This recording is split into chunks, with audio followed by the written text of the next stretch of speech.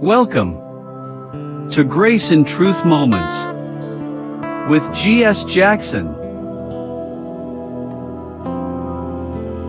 Hello, everybody. Thank you for joining me again for another Grace and Truth Moment. Are you ready? I want to read something for you, read something to you.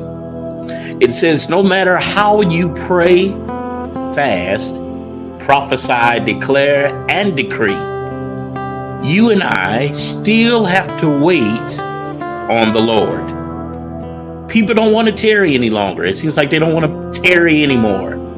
Everything is about suddenly, swiftly, quickly, pronto, and etc. Don't allow anybody to try to convince you otherwise. Waiting is still relevant, and waiting is still a disciplined decision. I want to talk about for just a few moments on this Grace and Truth Moment, they that wait. They that wait.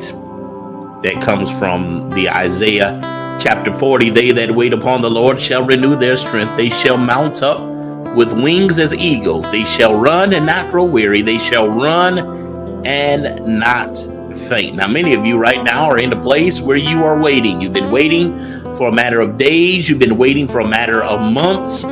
You have been waiting for a matter of years. Some of you have been waiting for some hours, maybe even for some minutes, but you've been waiting and you're wondering what is taking so long. And do you understand that it takes just as much faith to wait as it does to believe and to expect that whatever you're believing and agreeing according to the will of God for your life, that it is coming to pass? It takes just that much faith and strength to wait than it does to believe and expect for it to come to pass. Waiting is the highest order of discipline, I heard someone say.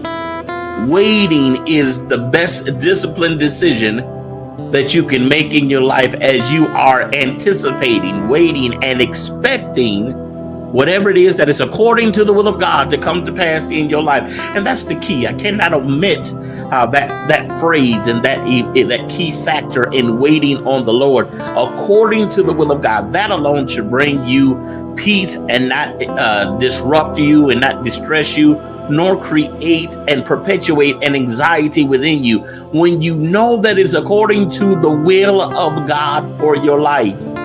Waiting makes it a whole lot easier because you know that it is God's will for you to be, for you to receive, for it to operate in and through you, for it to take place within you, within your family, within your bloodline, within your family tree.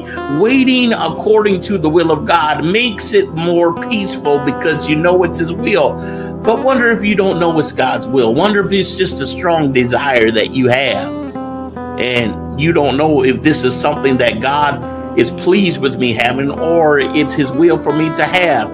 Then that's when we go to the Word to see, is what I'm desiring, waiting, believing, agreeing, is it in alignment with the will of God, period?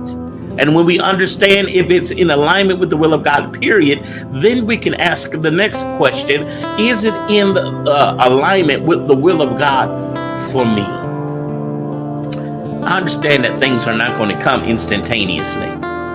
Some of the greatest breakthroughs, some of the greatest blessings, if you will, some of the greatest favorable acts of God happened upon my life during or after a time, a period of disciplined waiting, a disciplined decision to wait. Why do you say it's discipline? Because you have to control yourself. You, through the power of the Holy Spirit, had to make yourself choose not to go ahead of God. Oh my. So many shipwrecks and so many car wrecks and so many wrecks, period, happened because the disciplined decision to wait on God to do it or wait on God for it were abandoned and matters were taken into their own hands. And before long, the decision that you made, it seemed good in the beginning. It seemed pleasant, wonderful. It was so full of newness and smelt new, and felt fresh. But then after a long time, you wonder why it starts rotting and starts spoiling and start going awry. It's because whatever we make happen, we have to continue to make it happen. And the truth of the matter is that if we try to make it happen, or if we do make it happen, we don't have the wisdom, the strength, or we don't have what it takes to maintain what we begin. But when it starts with God, God will continue it. He will maintain it. He will take care of it. He will prune it. He will purge it. He will remove all the weeds, all the leaves. He will separate that which hinders the growth of it and the maturity of it and the health of it. When God begins it, when God does it, it starts right, it continues right, and throughout the duration of it all, you are guaranteed to have His presence and to have His power upon it, because God did it. So why not wait for that assurance? I have certain things that I get into as it relates to different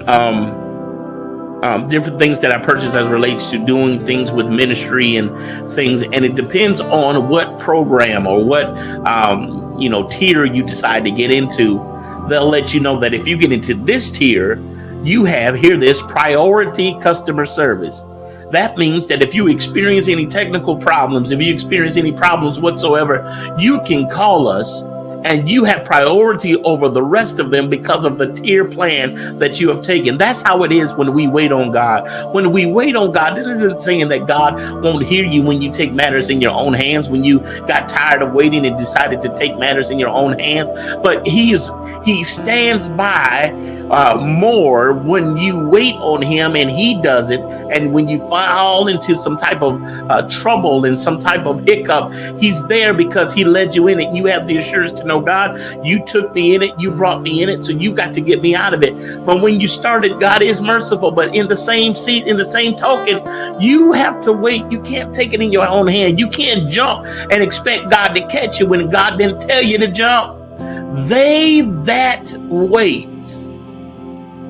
Waiting is not a curse. Waiting is not a curse. Waiting is not a punishment.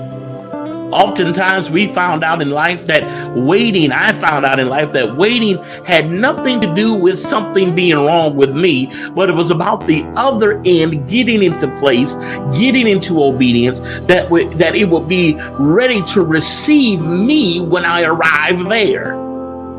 And so you got to quit taking waiting personally. That's good right there. Quit taking it personal as if something is wrong with you, as if there is a deficiency with you, as if there is a dysfunction within you, the reason why you haven't arrived yet. No, oftentimes it may not have anything to do with you, but it's about the other things that are related to it and connected to it that needs to get in place as you are ready to arrive there, but they need to be ready to entertain you. My God, they've got to be ready to receive you. They've got to be ready to embrace you. And that day is not just the people, but it's a place, it's a thing, it's an idea, ready to receive your arrival. So this is your prayer as you wait. Lord, whatever is not ready within me and whatever is not ready connected to me or that's expecting my arrival, Lord, make all things ready. Let all things be in agreement. Let all things be obedient so that it can all work together. So that when I connect to it or connect to them, when I arrive to there, it all works together that it will produce glory to you. They that wait. There's no shame in waiting. Whatever you're expecting God to do according to His will, whatever you're expecting God to do according to His good pleasure, just know, rest in Him. Rest in His peace, knowing that He's perfecting it and He's perfecting that and perfecting those. He's preparing everything that when it comes together, when all the ingredients and all of the factors come together, it's going to produce something that is beautiful and glorious to Him. They that wait. Continue to wait.